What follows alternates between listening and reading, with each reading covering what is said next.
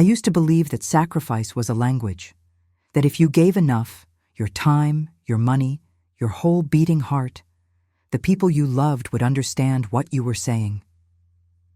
I was 65 years old when I learned that some people only hear the word more.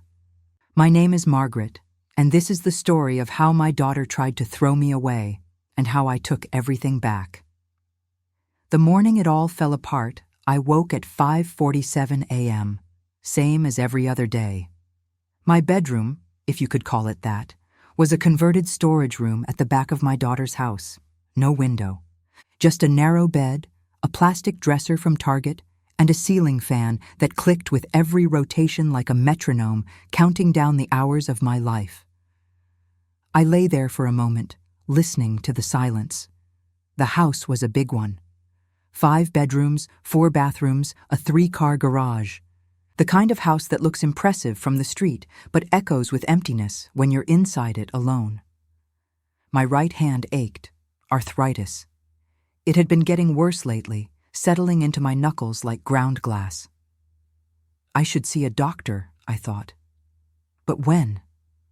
Between making breakfast, packing lunches, walking the dog, picking up the kids, helping with homework, making dinner, and cleaning up afterward, when exactly was I supposed to find time to take care of myself?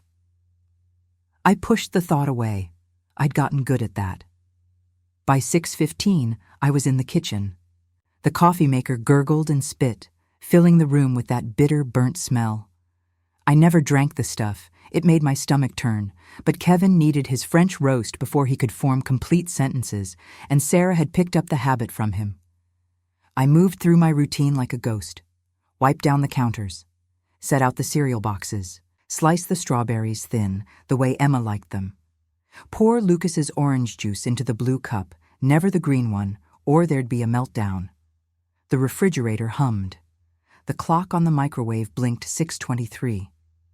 Through the window over the sink, I could see the guest cottage where Kevin's sister Denise lived, rent-free, contribution-free, apparently conscience-free. Her lights were still off. Of course they were. Denise rarely surfaced before noon. I heard footsteps on the stairs. Heavy ones. Kevin. He appeared in the doorway wearing his navy bathrobe, phone already in hand, scrolling through something that made him frown. He didn't look at me. He never really looked at me. I was furniture. I was the coffee that appeared, the breakfast that materialized, the grandchildren who were dressed and ready by the time he came downstairs. "Morning," I said. He grunted. Sarah came down 10 minutes later, already dressed for her part-time job at the design studio. She was 42 years old, my only child, and sometimes when I looked at her, I couldn't find the girl I'd raised. That girl had been curious, affectionate, full of questions. This woman was polished and distant, always glancing at her phone, always somewhere else in her mind. "Mom, did you remember to sign Emma's permission slip?" she asked. Not hello, not good morning. "It's in her backpack, front pocket." "And Lucas's soccer uniform?" "Washed and folded on his bed." She nodded, already turning away. I set the plates on the table, eggs, toast, fruit. Kevin sat without thanking me. Sarah poured herself coffee and remained standing, tapping at her phone. The children weren't down yet. I'd wake them in 15 minutes. And then Kevin looked at Sarah, and something passed between them. A signal, a decision that had already been made.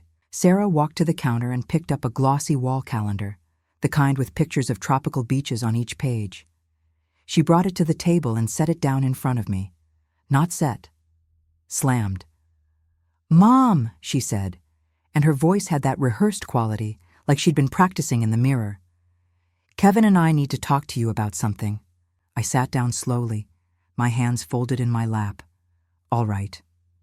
Kevin leaned back in his chair, arms crossed, playing the silent authority. I'd seen him do this with clients, with contractors, with anyone he wanted to intimidate. I suppose I should have been insulted that he thought it would work on me. "We're going to Hawaii," Sarah said, tapping the calendar. A 2-week span in March was circled in red. The kids have spring break, and Kevin's firm is doing a retreat for top performers. Spouses are invited. That sounds lovely, I said carefully. It is. Sarah straightened. But it means we need you here, fully here. The kids, the house. Baxter? That was the dog, a hyperactive golden retriever who shed enough fur to knit a sweater daily. Everything, for 2 full weeks. I waited. There was more coming. I could feel it the way you feel a storm rolling in, that pressure in the air, that electric stillness.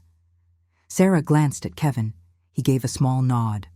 Mom, Sarah's voice hardened. We need to be honest with you. This arrangement, you living here, it's only working if you're actually contributing.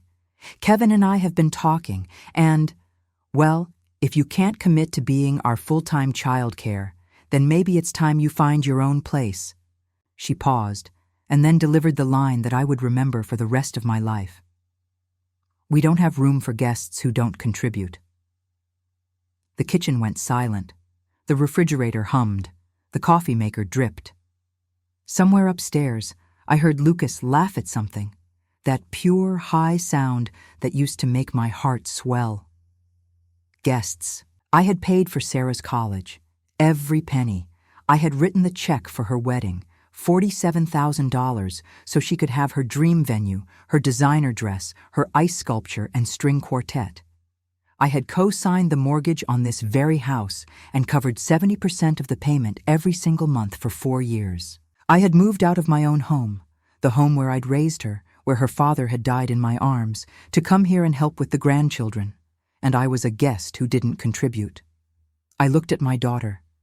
I searched her face for shame, for hesitation, for any flicker of the girl who used to crawl into my bed during thunderstorms and whisper, I love you more than the whole sky, Mommy. Sarah looked away. Kevin smiled.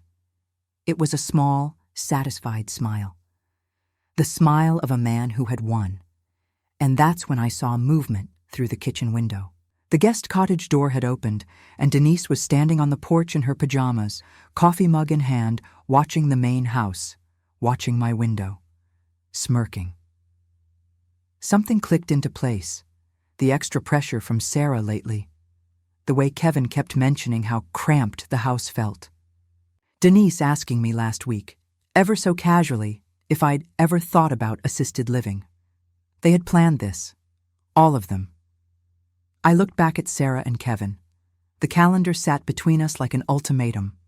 Like a declaration of war they didn't even know they'd made. And I smiled. Not a bitter smile, not a sad one. A real smile. The kind I hadn't felt on my face in months, maybe years. You're right, Sarah, I said, and my voice was calm as still water. It's time I stopped being a guest. Kevin's eyes narrowed slightly. He'd expected tears, pleading. He didn't know what to do with calm. Good, Sarah said, but uncertainty flickered across her face. So you'll handle everything while we're gone, and then we can discuss.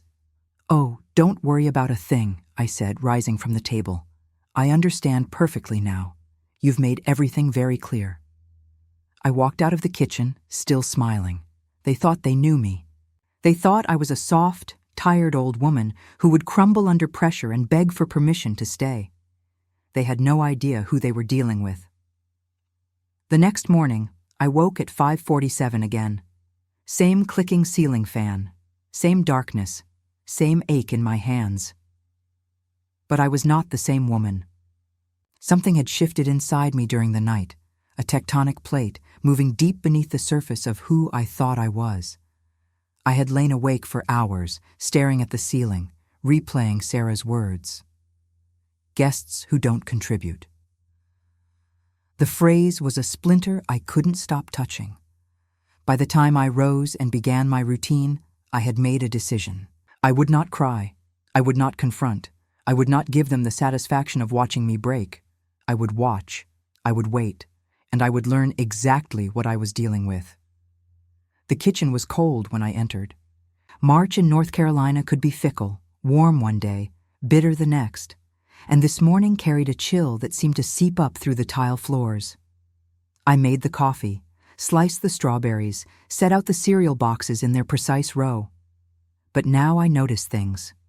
Kevin came downstairs at 6:30, phone pressed to his ear, speaking in that low murmur he used for important calls. He walked straight past me to the back patio, sliding the glass door shut behind him. Through the window, I watched him pace, gesturing with his free hand. His face was animated, excited even. Who was he talking to at 6:30 in the morning? Sarah appeared 20 minutes later, and she did something she hadn't done in months. She looked directly at me. But it wasn't warmth in her eyes, it was assessment. The way you look at a piece of furniture you're deciding whether to keep or donate. "Sleep well, Mom?" she asked. "Like a baby," I lied. She nodded and turned away, satisfied. She thought her ultimatum had worked. She thought I was scared and compliant, ready to fall in line. Let her think that.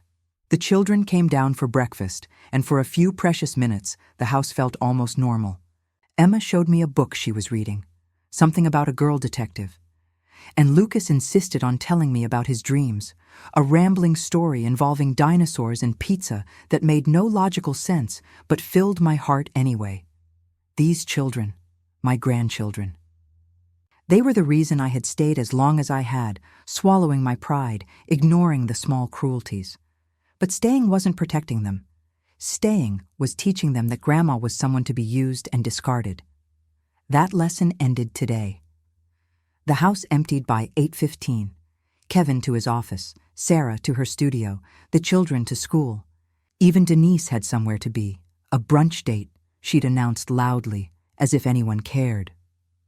I was alone.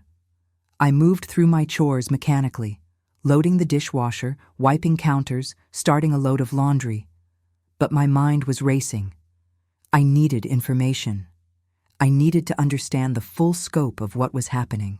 The answer came to me by accident. I was folding towels in the living room when I heard a ping from the kitchen. Sarah's iPad sat on the counter, forgotten in her rush to leave. She used it mostly for design work, but it was synced to her phone. Every text, every notification, mirrored on that slim glass screen. I should have ignored it. The old Margaret would have ignored it. The old Margaret respected privacy, trusted family, believed that good intentions lived in the hearts of the people she loved. The old Margaret was dead. I walked to the counter and looked at the screen. A group text. 4 participants, Kevin, Sarah, Denise, and... My stomach dropped. Pastor Jim Thornton. The messages were casual, almost breezy, but the words hit me like physical blows. Kevin, yesterday, 9:47 p.m. Talked to Jim today. He's on board, says he's noticed Mom struggling at church lately. Good foundation for later. Pastor Jim, yesterday, 9:52 p.m. Happy to help however I can. Margaret seems confused sometimes during services. Very sad to see. Will document what I observe. Denise, yesterday, 10:03 p.m. So when do I get to move into the big room? Kidding, sort of. Sarah, yesterday, 10:15 p.m. Let's not get ahead of ourselves. We need to handle this carefully. The rental property is the priority. Once she signs that over, we can talk about next steps.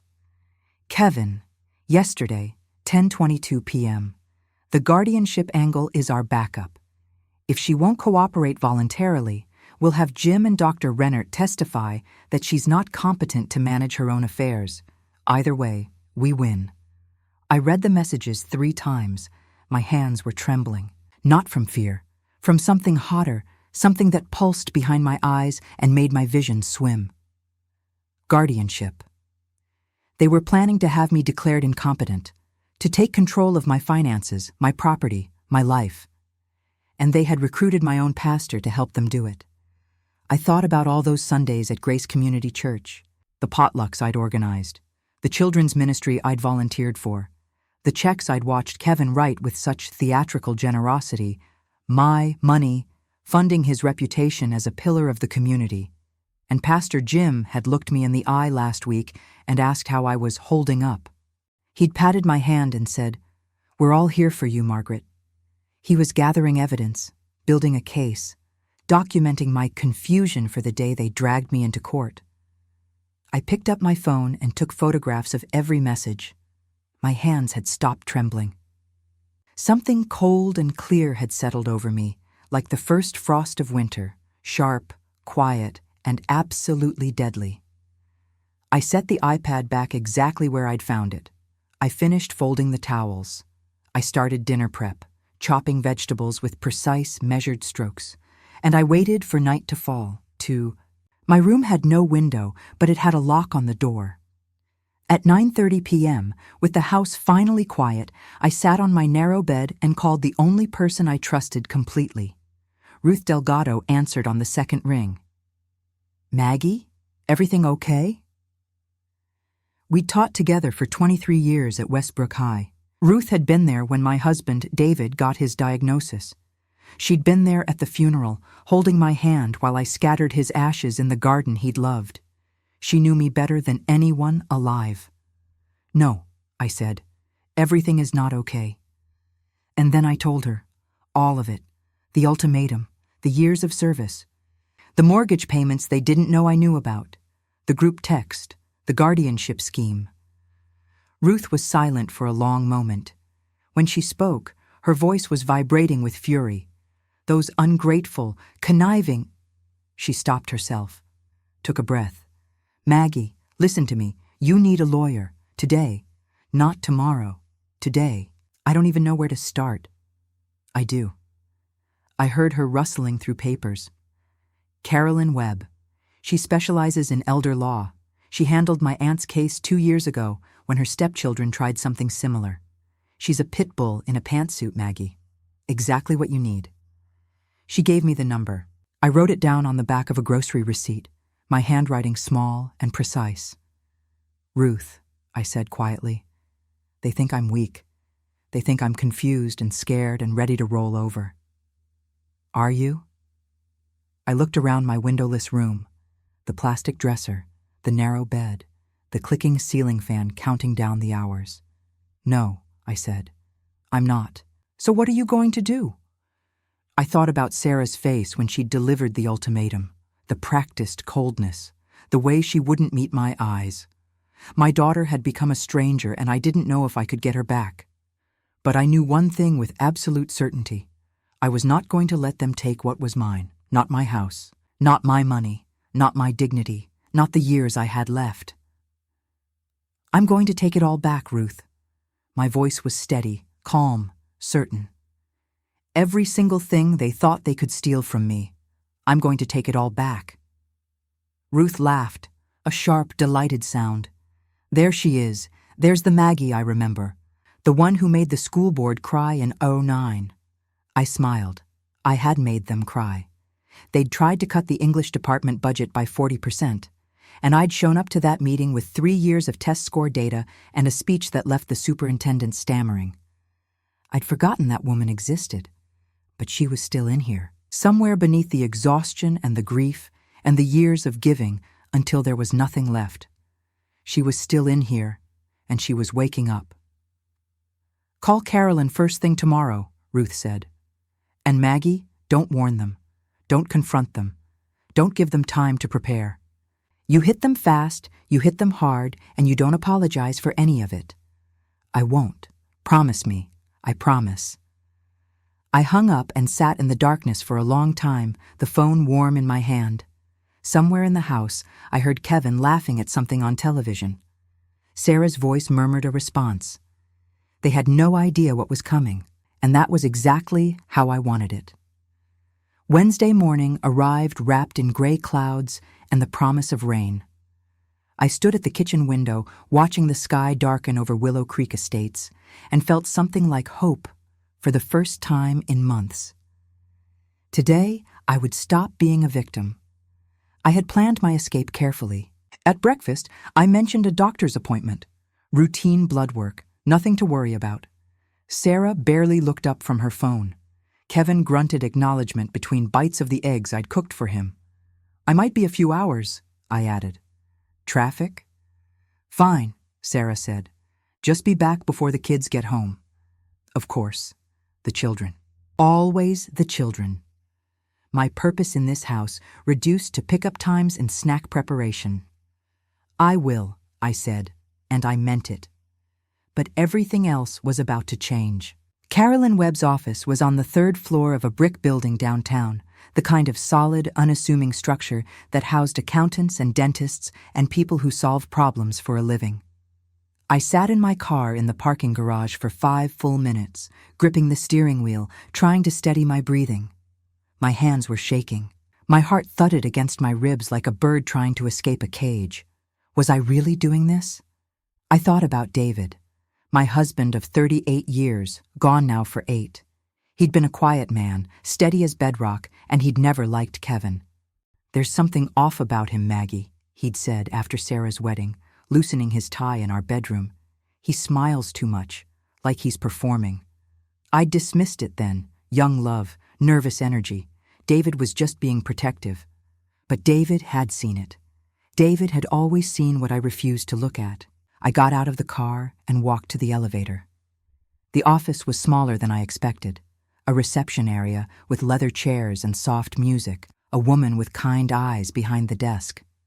The walls held diplomas from Duke and UNC, photographs of grandchildren at the beach, a needlepoint sampler that read, "Justice delayed is justice denied." I gave my name. The receptionist smiled.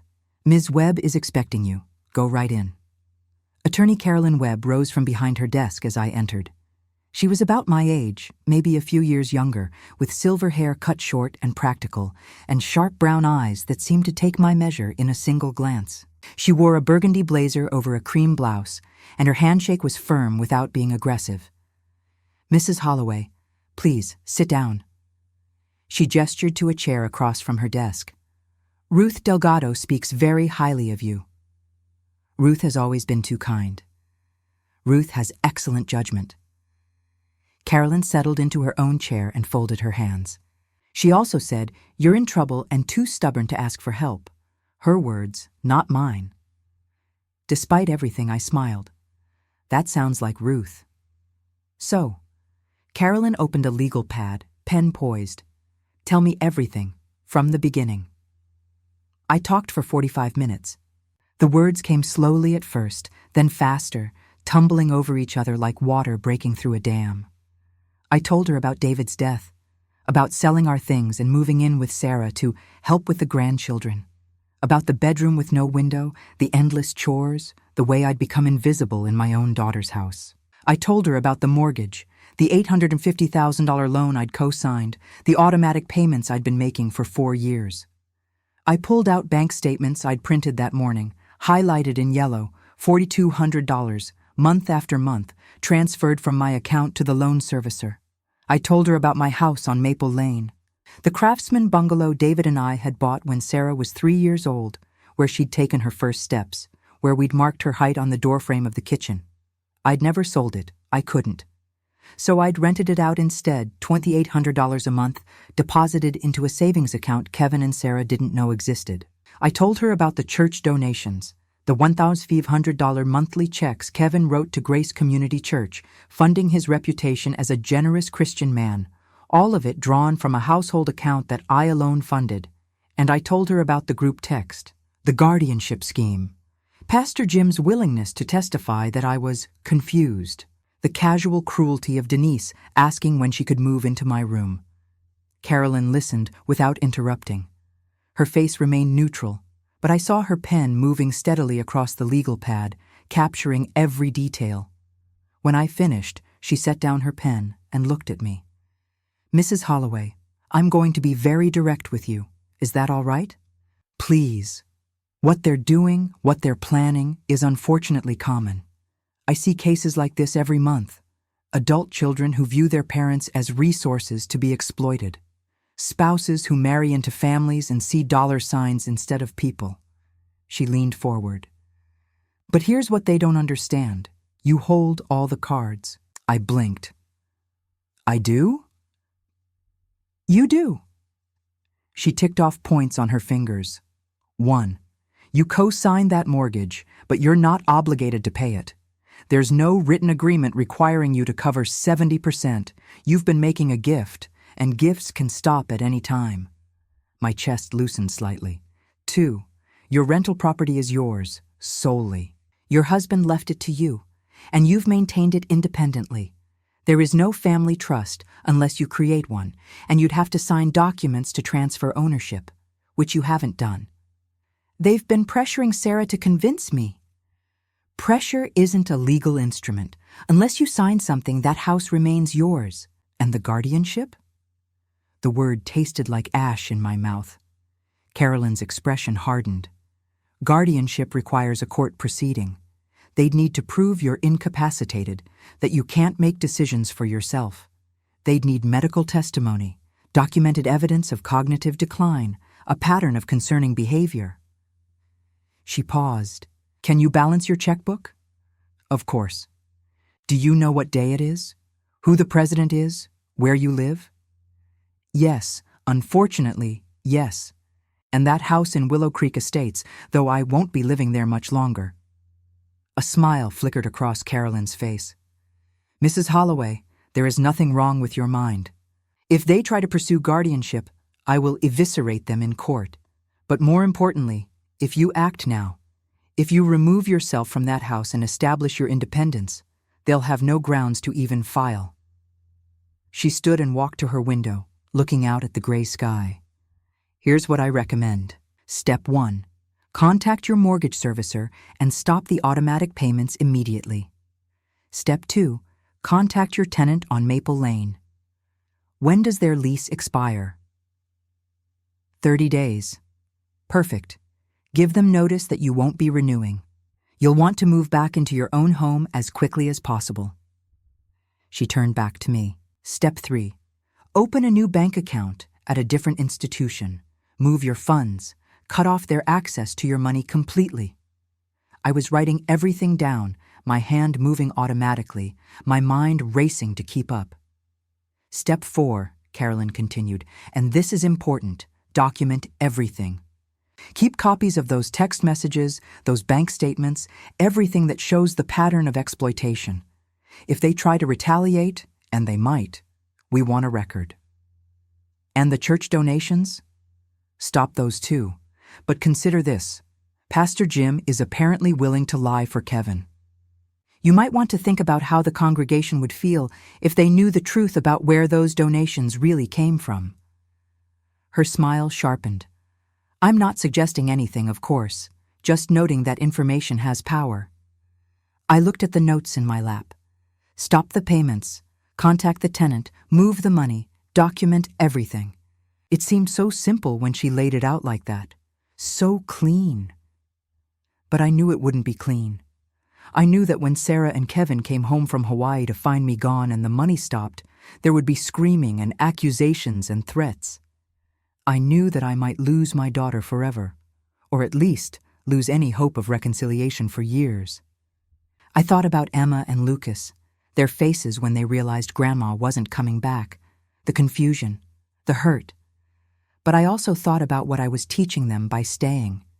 That love meant letting yourself be used. That family meant enduring cruelty with a smile. That women of a certain age should be grateful for any scraps of affection, even from people who saw them as servants. No, that was not the lesson I wanted to leave behind. Mrs. Webb, I said, and my voice was steady.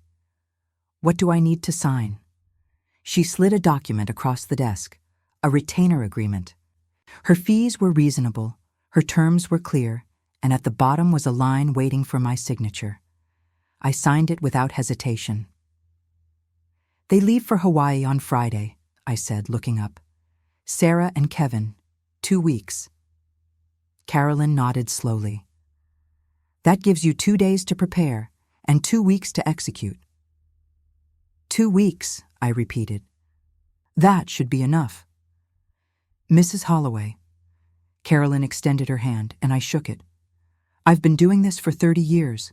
I've seen a lot of families torn apart by greed, but I've also seen a lot of women like you, women who spent their whole lives giving until someone finally pushed them too far. Her grip tightened briefly. Those women tend to be the strongest clients I've ever had. Don't let them make you doubt yourself. I gathered my notes and my copies and my bank statements. I walked out of that office and into the gray Wednesday afternoon, where the first drops of rain were beginning to fall. I had 2 days. 2 days to smile and nod and play the part of the defeated mother. And then I would show them exactly who they were dealing with. Thursday was a performance, the greatest of my life. I woke at 5:47, same as always, made the coffee I didn't drink, sliced the strawberries thin, poured the orange juice into the blue cup. But this time, every movement was deliberate. Every smile was a mask. Every "yes, dear" was a lie wrapped in silk. Sarah was distracted, consumed by packing. She buzzed through the house like a hummingbird on espresso, checking lists, trying on swimsuits, asking Kevin if her new sandals matched her beach cover-up. "Mom, did you iron Kevin's linen shirts?" she called from upstairs. "Hanging in his closet," I called back. "And you'll remember Emma's dance recital is next Saturday? I left the costume in her closet, pink garment bag, I know." I kept my voice patient, warm, maternal. "Don't worry about anything, sweetheart. Just enjoy your trip."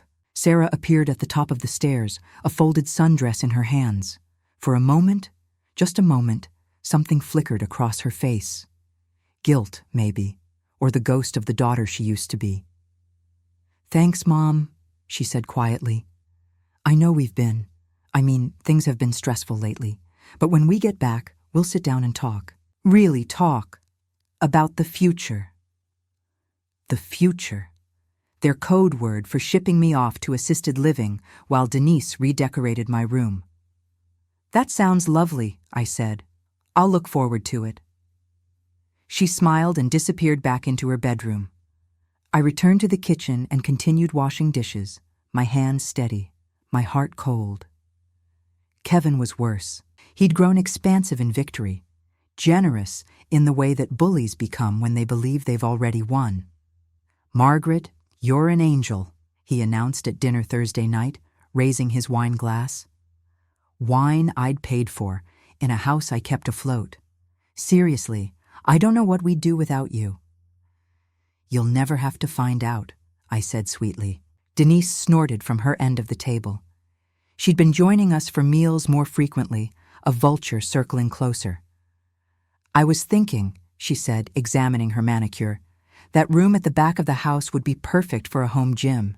It's small, but with the right equipment." My room, my windowless, airless room, already being redesigned in her mind. "What do you think, Margaret?" Kevin asked, and there was a gleam in his eye that I recognized. He wanted to see me flinch. He wanted to watch me realize what was coming. I took a sip of water. "I think you should do whatever makes you happy, Kevin." His smile faltered, just slightly. He'd expected resistance, something to push against, something to justify the cruelty to come. I gave him nothing. Friday morning broke clear and warm, as if the weather itself was conspiring with my plans. The taxi was scheduled for 10 a.m. Their flight left at 1:15. I made breakfast one last time. Eggs, toast, fruit. The children were staying with Kevin's parents for the first few days, a detail I'd confirmed carefully, so it was just the 4 adults around the table. Sarah, Kevin, Denise, and me. 2 weeks of paradise, Kevin said, scrolling through his phone. I've already scoped out the best snorkeling spots. "Don't forget sunscreen," I said. "You burn easily." "Yes, Mother." He rolled his eyes at Sarah, who laughed. The taxi arrived at 9:45. I helped carry the suitcases to the curb. 4 of them, Louis Vuitton, purchased last month on my credit card. Sarah hugged me quickly, already distracted. "Call if there's any emergency," she said. "Of course." Kevin shook my hand like I was a business associate. "Hold down the fort, Margaret." "I always do." They climbed into the taxi. Denise stood beside me on the porch, arms crossed, already surveying the house like she owned it. The taxi pulled away. Sarah waved through the rear window. I waved back, my smile bright and steady. The car turned the corner and disappeared. I counted to 30, watching the empty street, feeling the spring sun on my face. Then I turned and walked inside, past Denise, who was already heading toward my room, just to take some measurements. I went to the kitchen, picked up my phone, and began to make calls.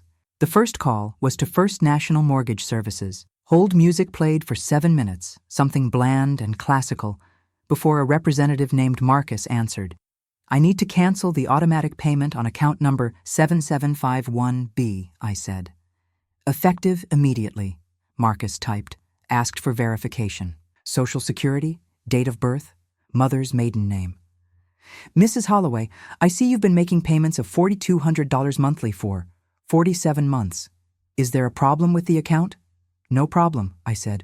I'm simply choosing not to pay it anymore. Ma'am, you understand this is a co-signed mortgage?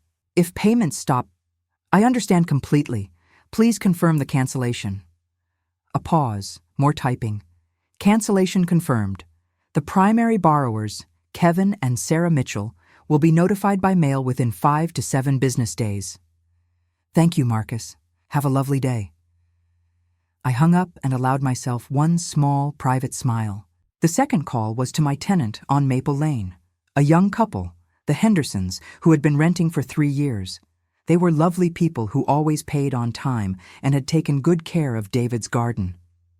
Mrs. Holloway? Brian Henderson sounded surprised. Is everything okay?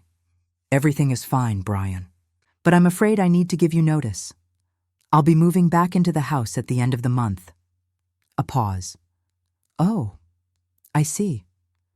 I'm so sorry for the short notice. I'll waive the last month's rent to give you time to find something new. And if you need help with moving costs... No, that's very generous. He exhaled. We've actually been looking at buying a place, so maybe this is the push we needed. It's been a great house, Mrs. Holloway. We'll miss it. I've missed it too, I said, and my voice caught slightly. More than you know. The third call was to Prestige Moving Company. The earliest available appointment was Saturday morning.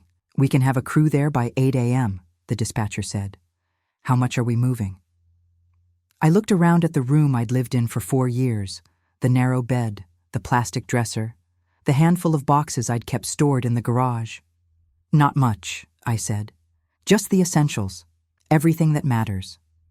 Saturday arrived, and with it, my liberation. The moving truck pulled up at 8:07 a.m. 2 men, young and efficient, began loading boxes while Denise watched from her cottage doorway, confusion slowly dawning on her face. What's going on? She demanded, crossing the lawn in her bathrobe. Where are you taking that stuff? Home, I said simply. I'm going home. But you can't just... Kevin said, Sarah expects... Sarah said I was a guest who doesn't contribute. I lifted a box of books, heavier than I remembered. So I'm leaving. Problem solved. You can't do this, her voice rose. I'll call them right now. By all means. I carried the box to the truck. Let them know. She fumbled with her phone, stabbing at the screen. I didn't wait to see if she reached them. It didn't matter anymore. The drive to Maple Lane took 23 minutes. Every mile felt like shedding old skin. When I pulled into the driveway, I sat in the car for a long moment just looking. The Craftsman bungalow stood solid and patient, its gray-blue paint faded but dignified. The porch where David and I had drunk coffee on summer mornings. The bay window where I'd watched Sarah ride her bicycle for the first time. The garden was overgrown, wild with neglect, but I could see green shoots pushing through the soil. Life. Persisting despite everything. I unlocked the front door and stepped inside. The house smelled of dust and old wood, and something deeper, something that might have been memory. Light filtered through unwashed windows, catching dust motes that swirled like tiny galaxies. The movers carried in my boxes. I directed them mechanically, bedroom, kitchen, living room, while I walked through each room, touching walls, opening closets, remembering. Here was the kitchen door frame with Sarah's heights marked in pencil. Here was the spot where David's reading chair had sat. Here was the window where I'd stood when the doctor called with his diagnosis, the phone growing slippery in my sweating hand. This was my house, my life, the one I'd abandoned 4 years ago because I thought my daughter needed me. She had needed me, but not the way I'd imagined.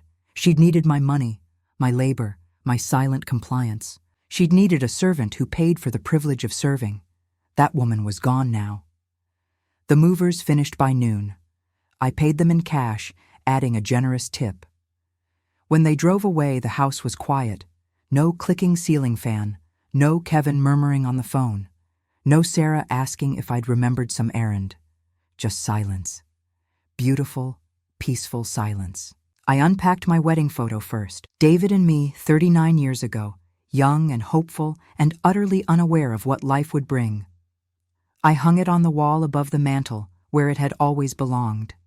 Then I made tea. Earl Grey, my favorite, in the china cup my mother had given me. I carried it to the back porch and sat in the rusted garden chair, looking out at the overgrown beds that David had tended so carefully. My phone buzzed. A photo from Sarah. Palm trees, blue water, her smiling face. Having the best time. Hope everything's okay at home. I looked at it for a long moment. Then I blocked the number. I sipped my tea and watched the clouds drift overhead, and I felt something I hadn't felt in 4 years. Free. Their flight landed at 4:47 p.m. on a Friday, 12 days after they'd left for paradise. I wasn't there, of course, but I can imagine it clearly. I'd watched Kevin and Sarah return from trips before, and the pattern was always the same. Kevin, striding through the terminal, phone already in hand, barking at the driver. Sarah trailing behind, shopping bags dangling, already mentally returning to real life. They would have been tanned and rested, relaxed in the way only 2 weeks of beach cocktails and room service can provide. Sarah probably bought too many souvenirs. Kevin probably closed some deal over the hotel Wi-Fi and felt very pleased with himself. They had no idea what was waiting for them. Denise met them at the door. I learned this later, pieced together from Sarah's tearful confessions and Kevin's furious voicemails, the ones I saved but never answered. Denise, it turned out, was not equipped for responsibility. Within 3 days of my departure, she'd grown overwhelmed by Baxter's energy and dropped him at the county shelter. The children, retrieved from Kevin's parents after 5 days, had come home to find Grandma gone with no explanation. Emma had cried for 2 straight nights. Lucas kept asking when Gramsy was coming back. The house was chaos. Dishes in the sink, laundry overflowing, a smell from the refrigerator that suggested something had died in the vegetable drawer. But none of that mattered. What mattered was the mail. Kevin found the envelope on Tuesday, buried under a pile of catalogs and credit card offers. Official letterhead. First National Mortgage Services. The words, "Notice of Default," printed in red. I imagine his face went pale. I imagine his hands trembled slightly as he tore it open, scanning the dense legal language, searching for an explanation. The explanation was simple. The August payment had not been received, nor had September's. The loan was now 60 days delinquent. If full payment was not received within 30 days, foreclosure proceedings would begin. Kevin checked the joint account, the one I had funded for years, the one that paid the mortgage, the utilities, the church donations, the credit cards, empty, not overdrawn, empty. I had moved every penny to my new account at a different bank, leaving exactly $0. Zeroers. He called the mortgage company, demanded answers, threatened lawsuits. The representative calmly explained that the co-signer, one Margaret Ellen Holloway, had canceled her automatic payments. There was nothing illegal about this. The primary borrowers were responsible for the full amount. He called the church next, I think, because that's where his reputation lived. But Pastor Jim had already called him. 3 donation checks had bounced. The church bookkeeper was asking questions. People were beginning to talk. Kevin Mitchell, pillar of Grace Community Church, generous benefactor and devoted family man, suddenly revealed as a fraud. And then he called me. My phone rang 17 times that Tuesday evening. I was sitting on my back porch, watching the sunset paint the sky in shades of coral and gold, and I let every call go to voicemail. The messages started calm, confused even. "Margaret, it's Kevin. We just got back, and there seems to be some kind of mix-up with the bank. Can you call me back?" Then frustrated. "Margaret, I don't know what's going on, but we need to talk. Now." Then desperate. Look, I know we said some things before we left, but this isn't. You can't just call me back. Then, furious. You think this is funny? You think you can just walk away and destroy everything? I'm calling my lawyer, Margaret. You'll be hearing from him tomorrow. I saved that one. I thought Carolyn might enjoy it. The calls from Sarah came later. Softer, pleading. Mom, please pick up. I don't understand what's happening. Please, just talk to me. I listened to that one twice, searching for the daughter I remembered. But all I heard was panic about money, about the house, about what the neighbors would think. Not once did she ask if I was okay. Not once did she apologize for what she'd said. I blocked both numbers and went inside to make dinner. Wednesday brought the cavalry. Kevin's mother, a woman I had carefully avoided in my account, not wanting to muddy the narrative with too many villains, arrived from Raleigh, apparently summoned by Denise's panicked calls. I never met the woman properly. Kevin had kept her at a distance during my years in the house, perhaps sensing that two matriarchs under one roof would cause problems. But she was there now, and according to Sarah's later account, she was furious. Not at Kevin, never at her precious son, but at the situation, at the embarrassment, at the possibility that her daughter-in-law's mother had somehow outmaneuvered them all. You need to fix this, she apparently told Kevin. Sue her if you have to. She's clearly not in her right mind. Ah, yes. The guardianship plan resurrected. Kevin called Carolyn Webb's office that afternoon. I know because Carolyn told me later, with something approaching glee. He was very confident at first, she said. Talked about financial abuse and elder confusion and how he was going to protect Margaret's assets for the family. I let him finish his whole speech. And then I read him the relevant statutes. Explained that voluntary gifts can be rescinded at any time. Noted that his text messages about guardianship could be interpreted as conspiracy to defraud an elderly person, a felony in North Carolina. She paused. He got very quiet after that. Did he threaten me? He tried. I informed him that any further contact with you would be considered harassment, and that I had documentation of his scheme to seize your assets and have you declared incompetent. Another pause, longer this time. He hung up without saying goodbye. Pastor Jim called that evening, too. Not Kevin. Kevin was apparently beyond speech at that point, but Pastor Jim, reaching out to Margaret directly. I answered that one. Margaret? His voice was cautious, pastoral, dripping with practiced concern. I've been so worried about you. Kevin mentioned you've been going through some changes. I wanted to check in. That's very kind, Pastor Jim. We miss you at church. Everyone's been asking about you. A pause. There's also a small matter of some donations that seem to have not gone through. I'm sure it's just a banking error. It's not an error. Silence. I beg your pardon? Those donations, I said calmly, were made with my money. From an account I funded entirely with my personal savings and retirement. Kevin wrote the checks, but I paid the bills. I let that sink in. Since I no longer live in that house or fund that account, I imagine the donations will need to come from Kevin's own resources, assuming he has any. More silence. Margaret, I don't understand. Kevin said many things, Pastor. He told you I was confused, declining, losing my mind. I kept my voice steady. He told you that so you would support his effort to take control of my finances and have me declared incompetent. I have the text messages, Pastor. I have documentation. I heard him breathing, recalculating. I'm sure there's been a misunderstanding. There's been no misunderstanding. There's been a conspiracy. And I suggest you think very carefully about your role in it before you call me again. I hung up. Thursday evening. A knock at my door. I was in the kitchen, washing dishes, in my sink, in my house, and the sound startled me. I wasn't expecting anyone. Ruth was coming for lunch on Saturday.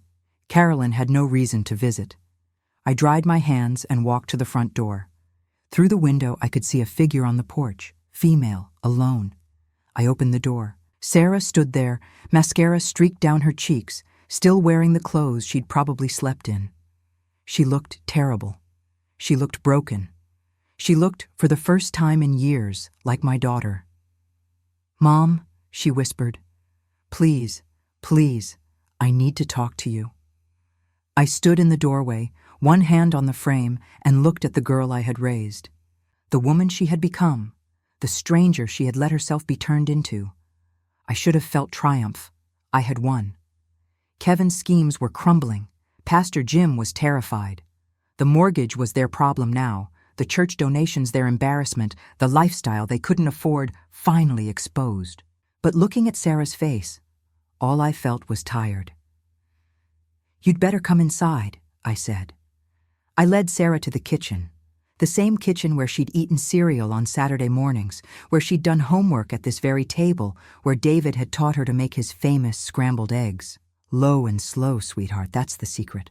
She sat in her old spot without thinking. Muscle memory. Some things the body never forgets, even when the heart has wandered far from home. I put the kettle on.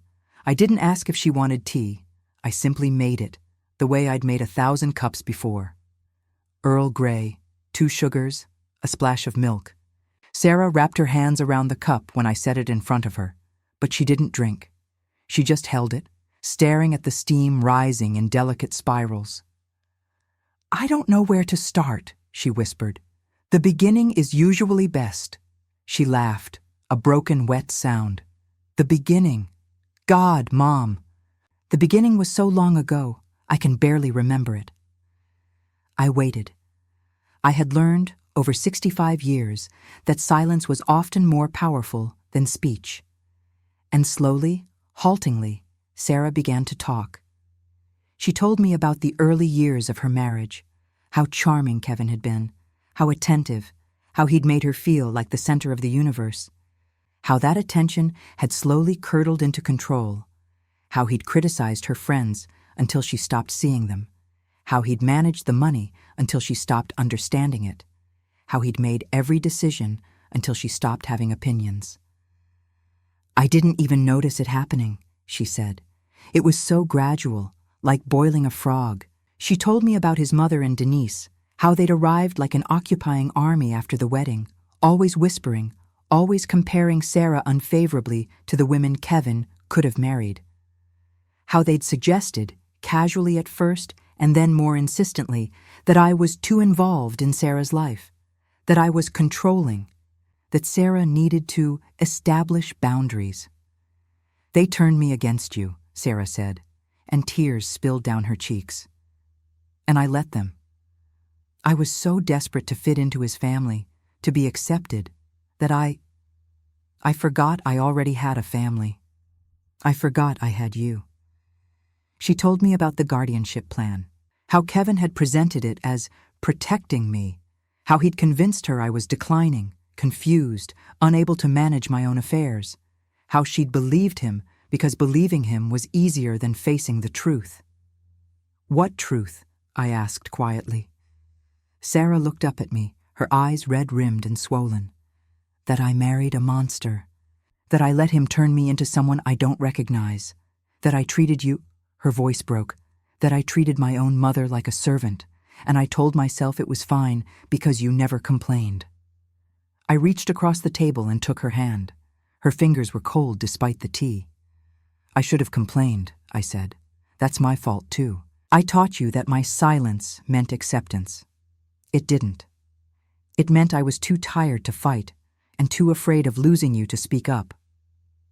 You shouldn't have had to fight. I'm your daughter. I should have protected you." "Yes," I said simply. "You should have." She flinched, but she didn't look away. We sat in silence for a long moment. The kitchen clock ticked. Outside, a bird sang something complicated and beautiful. "What happens now?" Sarah finally asked. "The house? The mortgage? Kevin says we'll lose everything." "You probably will."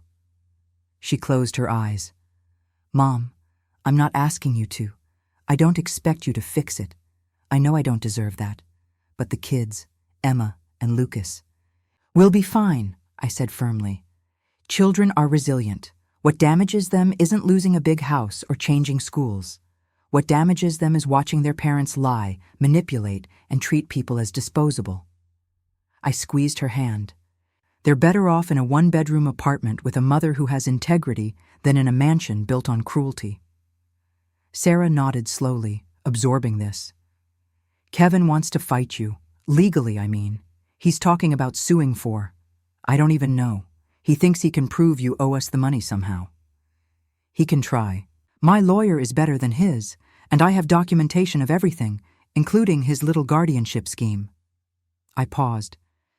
But that's not really why you're here, is it? She shook her head. Then tell me what you want, Sarah. Really. She looked at me. Really looked. The way she hadn't in years. I saw the girl who used to crawl into my bed during thunderstorms. The teenager who'd cried on my shoulder after her first heartbreak. The young woman who'd held my hand at her father's funeral and promised, "I'll always take care of you, Mom." "I want my mother back," she said. "I want to be your daughter again. I want Emma and Lucas to know their grandmother. Their real grandmother, not the servant we turned you into." She swallowed hard. "And I want to leave Kevin. I want to start over. But I don't know how." I stood and walked to the window. David's garden sprawled beyond the glass, wild and overgrown but full of stubborn life. He'd planted roses there, 20 years ago. They'd survived his death, survived my neglect, survived the tenants who didn't know to prune them. Some things, it turned out, were harder to kill than you'd expect. "Here's what I'm willing to offer," I said, turning back to her. "I will not give you money. I will not pay your debts. I will not rescue you from the consequences of the choices you made." Sarah nodded, her jaw tight. "But I will help you rebuild. I'll help you find a lawyer, a real one, not whatever shark Kevin uses. I'll help you find an apartment you can afford. I'll watch the children while you work, and I'll do it because I love them, not because I owe you anything." "Mom," I'm not finished. I sat back down across from her. "If you choose to stay with Kevin, if you choose his family over yours, his money over your integrity, then I wish you well, but I won't be part of it. I spent 4 years being invisible in that house, and I will not spend another day." Sarah's face crumpled. "I don't want to stay with him. I want out. I've wanted out for years, but I was too scared." "Then stop being scared. You're 42 years old, Sarah. You're smart, you're capable, and you come from a long line of women who survived worse than this." I reached out and touched her cheek, the way I used to when she was small and frightened. "Your grandmother raised 3 children during the Depression. I raised you alone after your father's first heart attack. You can raise Emma and Lucas through a divorce. It will be hard, but you can do it." "Will you help me?" I just said I would.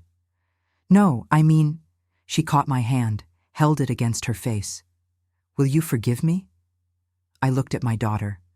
At the years of pain between us, the words that couldn't be unsaid, the time that couldn't be recovered. "Forgiveness isn't a gift," I said slowly. "It's a garden. You have to plant it, water it, tend it every single day. It takes time. It takes work. And some seasons, it doesn't bloom at all." "I understand. But I'm willing to try, if you are." Sarah nodded, tears streaming freely now. "I am, I swear I am." I pulled her into my arms, and she sobbed against my shoulder like she had when she was 5 years old, and the world had disappointed her for the first time. 6 months later. The foreclosure went through in November. Kevin fought it, of course, hired lawyers, filed motions, made threats, but in the end, mathematics won.